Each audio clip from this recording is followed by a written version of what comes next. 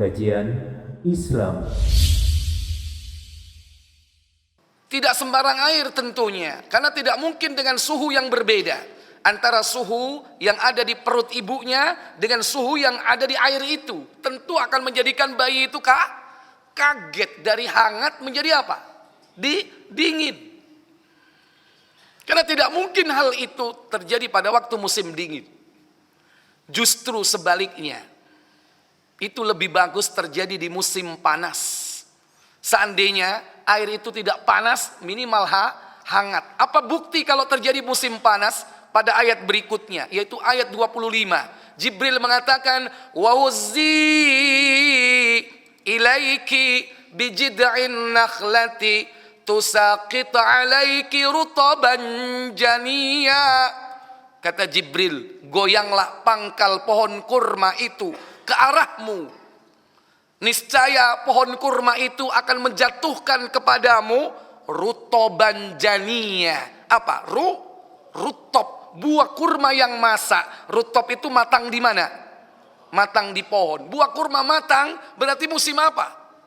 Tidak mungkin musim dingin. Tidak mungkin musim ketika salju turun. Kan sekarang dianggap Isa dilahirkan saat salju turun. Ini hujah kepada mereka yang gagal memahami bahwa Isa dilahirkan di musim dingin dengan tanda fenomena alam salju turun. Tidak mungkin itu terjadi. Bahkan dalam kitab mereka sendiri menjelaskan tentang itu. Tapi tidak saya kemukakan. Cukup dengan Al-Quran ini sebagai hujah bahwa tidak mungkin Nabi Isa lahir yakni pada saat salju turun, yaitu pada waktu musim dingin. Justru terjadi musim apa ketika kurma matang? Musim panas. Maka siapa saja yang mengucapkan selamat hari Natal, berarti dia telah membenarkan yang batil, membenarkan yang salah. Satu, Nabi Isa tidak pernah lahir di musim dingin. Yang kedua, siapa yang mengucapkan selamat hari Natal, berarti dia membenarkan bahwa Nabi Isa sebagai anak Allah. Karena mereka meyakini Isa sebagai anak Allah. Yang ketiga, mereka yang mengucapkan selamat hari Natal, berarti membenarkan bahwa dewa matahari itu ada. Karena ternyata 25 Desember itu tidak lain adalah hari lahirnya dewa matahari. Mungkin disebut dengan dewa mitra bagi orang Majusi. Mungkin disebut dengan dewa Ra, Amun-Ra sama orang Mesir. Atau dewa matahari umumnya disebut dengan apa? Sun, apa? Dewa matahari. Matahari itu apa? Sun God atau dewa matahari. Masing-masing negeri memiliki sebutan-sebutan yang berbeda. Dan itu mereka meyakini lahir pada tanggal 25 Desember. Ikhwatal iman aizakumullah. Isa yang ketiga, dia adalah hamba Allah. Sudah masuk? Sudah? Baik. Pada ayat berikutnya Jibril menggembirakan hati Maryam. Kata Jibril, fakuli washrobi wa qarri aina. Makan dan minumlah serta bergembiralah, bersenang hatilah kau Maryam. Fa imma taroyinna minal bashari ahadan fakuli inni nadartu lirrahmani sawma falan ukallima al-yawma insiya. Maka ketika itu Jibril mengatakan kepada Maryam, katakanlah Maryam, nanti kalau kau berjumpa dengan yakni orang-orang, sesungguhnya aku telah bernazar, inni nazartu lirrahman, yaitu kepada Allah yang maha pemurah, sauman, untuk berpuasa. Berpuasa apa? Falan ukallimal yauma insiya, untuk tidak berbicara sepatah kata pun ketika berjumpa dengan manusia. Ini cara Allah, metode Allah untuk menguak kebenaran. Maka akhirnya dibawalah Isa, digendong. Fa'atat bihi qaumaha tahmilu. Maryam mendatangi kaumnya dengan membawa Isa dalam gendongannya. Begitu bertemu dengan kaumnya, qalu, mereka mengatakan, ya Maryamu laqad ji'ti syai'an fariya. Hai Maryam, sungguh kau telah melakukan perbuatan yang amat mungkar. Belum nikah, nggak punya suami, menggendong anak. Ini ujian yang kedua. Pertama, ujian fisik. Sudah lolos. Ini ujian non fisik, yaitu ujian psikologis, bagaimana seorang wanita dicerca oleh kaumnya. Ini tidak sembarang wanita yang bisa kuat menahan ujian ini. Allah pilih Maryam. Setelah kita memahami, mengerti bahwa Isa adalah putra dari seorang wanita suci bernama Maryam, mestinya tidak ada manusia yang didatangi oleh Jibril mendapatkan wahyu melainkan seorang nabi. Tapi karena tidak ada nabi wanita, maka dia tetap manusia biasa. Karena seluruh nabi itu adalah dipilih dari jenis lelaki. 124.000 nabi, semuanya lelaki. Akan tetapi Maryam sebagai wanita pilihan, karena dia dipersiapkan oleh Allah untuk melahirkan seorang anak yang akan menjadi nabi sekaligus rasul yang tergolong ulul azmi, yang dijadikan sebagai ujian buat manusia. Apakah dia tetap beriman kepada Allah, ayat-ayatnya, rasul utusannya, serta keputusan yang Allah telah tetapkan 50.000 tahun sebelum Allah menciptakan langit dan bumi. Karena Allah sudah tulis semuanya. Makanya dalam surah Maryam tadi, wa kana amram maqdiyya, hal itu sudah diputuskan oleh Allah. Yang kedua, Nabi Allah Isa sebagai ujian bagi mereka yang memiliki kecenderungan dalam hatinya menuju kepada kesesatan. Mereka adalah orang-orang yang mengikuti subhat tentang siapa Nabiullah Isa yang dikatakan oleh orang-orang yang sesat, yang hulu di dalam agama. La taghlu fi dinikum ghairal haq, kata Allah. Jangan kau berlebih-lebihan di dalam agama dengan cara yang tidak benar. Itu peringatan bagi Bani Israel. Yahudi menuduh Maryam sebagai pezina. Sementara orang Nasrani juga melakukan pemahaman ekstrim bahwa Maryam adalah salah satu oknum dari Tuhan atau Rabb, atau dari yang disembah, diibadahi. Demikian pula putranya, yakni Isa bin Maryam, dianggap sebagai anak, yakni anak Allah. Jadi yang satu berlebihan menuduh dengan tuduhan keji, yang satu pun berlebihan hulu di dalam, yakni menempatkan kemuliaan itu bukan pada tempatnya. Nah, itu Nabi SAW memperingatkan kita juga.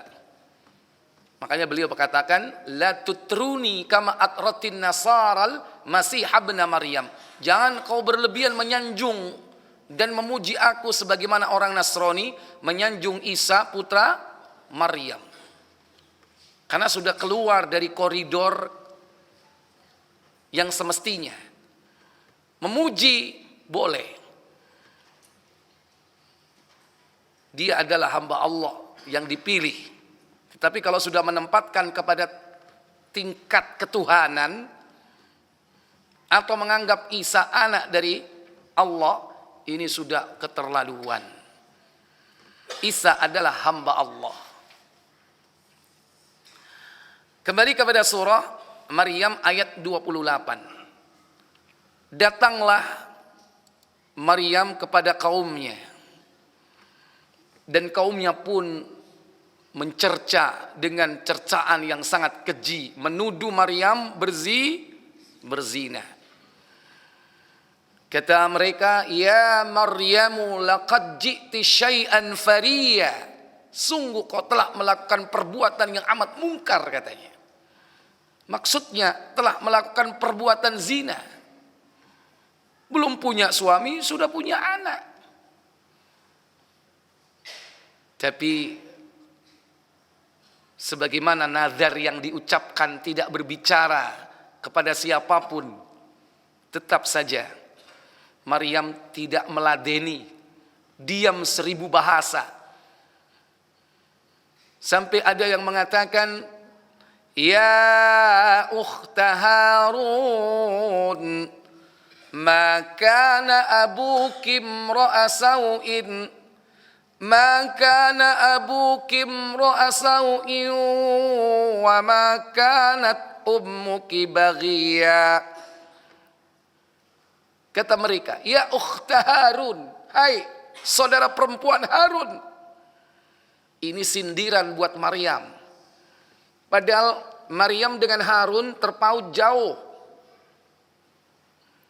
Harun saudara Nabi Musa, Maryam jauh di bawahnya.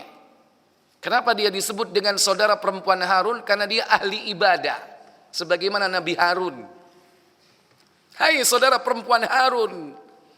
Ini sindiran. Maksudnya, hei ahli ibadah, katanya ahli ibadah. Makana abuki imra'a sawin, bapakmu bukan orang yang jahat. Wa makanat ummuki baghiya, dan ibumu bukan seorang pelacur. Katanya kau ahli ibadah. Sekarang kau datang membawa bayi. Anak siapa itu? Kalau bahasa kita begitu. Tetap saja Maryam diam, tidak menjawab cercaan mereka. Maryam hanya bisa memberikan isyarat kepada bayinya. Pada ayat berikutnya, fa asyarat ilaih. Itu yang bisa dilakukan oleh Maryam. Maryam memberikan isyarat, menunjuk kepada bayinya. Maksudnya, kalau pengen tahu, tanya aja sama bayiku ini. Tambah marah nggak mereka? Tambah marah nggak? Inilah puncak kemarahan mereka. Mereka mengatakan, "Kaifa nukallimu man kana fil mahdi sabiyya?" Bagaimana mungkin aku berbicara dengan bayi yang masih dalam ayunan, masih dalam gendongan? Mana mungkin? Kalau bahasa kita, gila lu. Gua suruh ngomong sama bayi. Gile, lu, gilule. Mungkin begitu ya, kalau bahasa kita. Ya, tapi dengan bahasa yang santun diucapkan, kaifa nukallimu. Kaifa nukallimu man kana fil mahdi sabiyya. Bagaimana mungkin aku bicara sama bayi yang masih merah? Masih dalam hitungan hari. Inilah saat-saat kritis. Dan inilah hikmahnya kenapa Maryam diperintahkan untuk berpuasa tidak berbicara. Ternyata apa? Cara Allah menguak kebenaran. Karena seandainya Maryam tidak berpuasa untuk berbicara, biasanya wanita kalau dicerca dia balas nggak? Dia balas nggak? Kalau balas biasanya kurang atau lebih? Lebih. Makanya disuruh diem. Cara Allah untuk menguak kebenaran siapa hakikatnya Isa. Di saat kritis ketika sudah sampai puncaknya kemarahan dari kaumnya, maka Isa pun tampil bicara. masih dalam gendongan berbicara. Apa kata Isa ketika itu? Qala inni abdullah atani al-kitaba wa ja'alani nabiyya. Kata Isa ketika itu masih dalam gendongan ibunya, inni abdullah, aku ini adalah hamba Allah. Atani al-kitaba, aku telah diberi oleh Allah Alkitab, Injil namanya. Wa ja'alani nabiyya, dan aku dijadikan seorang nabi. Hai, bayi ngomong. Mungkin kalau zaman sekarang heboh nggak? Saya yakin pada saat itu juga heboh. Ini mukjizat, nggak ada bayi bisa ngomong. Kecuali 3 bayi dalam sejarah, yaitu pertama bayi di zaman Jurash yang dituduh berzina dengan seorang pelacur. Ternyata dia adalah bayi angon wedus, angon kambing. Nggak tahu wedus ya di sini. Si tukang angon kambing. Yang kedua, bayi siapa? Bayinya Ashabul Ukhdud, juga di zaman Bani Israel. Ashabul Ukhdud, ada seorang wanita yang mau dihukum dibakar. Dia ragu dengan membawa dan menggendong bayinya. Kasihan jadi korban, ternyata dia bicara. Wahai Umi, engkau berada dalam kebenaran. Jangan ragu.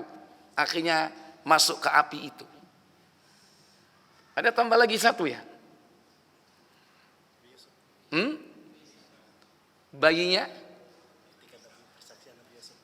Ya, persaksian Nabi.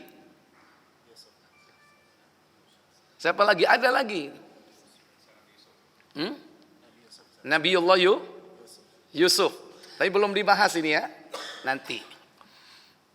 Dan yang jelas ketiga ini, yakni apa? Nabiullah Isa. Ketika masih dalam buaian, beliau sudah bisa bicara. Ini adalah mukjizat yang Allah berikan kepada Nabi Isa. Dengan mukjizat-mukjizat lainnya nanti menyusul. Nah, ikhwatal iman, dari ayat ini menunjukkan, menegaskan bahwa Isa adalah siapa? Abdullah, hamba Allah, bukan anak Allah. Dan itu diucapkan ketika masih bayi. Kira-kira suaranya besar atau kecil? Hah? Kalau suaranya gede kan berarti bukan dia. Ya tentu suaranya seperti suara sesuai dengan pita suaranya anak kecil. Masa anaknya bayi? Aku adalah hamba Allah. Masa begitu? Ya kan? Tentu suaranya disesuaikan dengan suara ketika itu dia masih dalam gendongan. Masih bayi. Masih umur berapa hari? Nah, ucapan inilah ucapan yang tegas bahwa Isa itu bukan anak Allah, tapi dia hamba Allah. Sementara orang Yahudi, orang Nasrani mengatakan bahwa Isa adalah anak Allah. Sebagaimana Allah katakan, buka surah At-Taubah surat 9, yaitu pada ayat yang ke-30. Surat 9 ayat 30.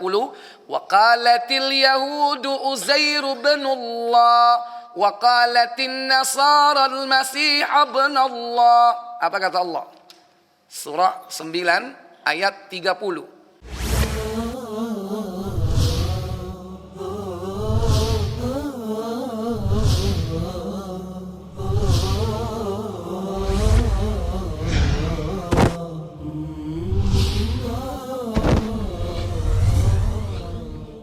Kajian Islam.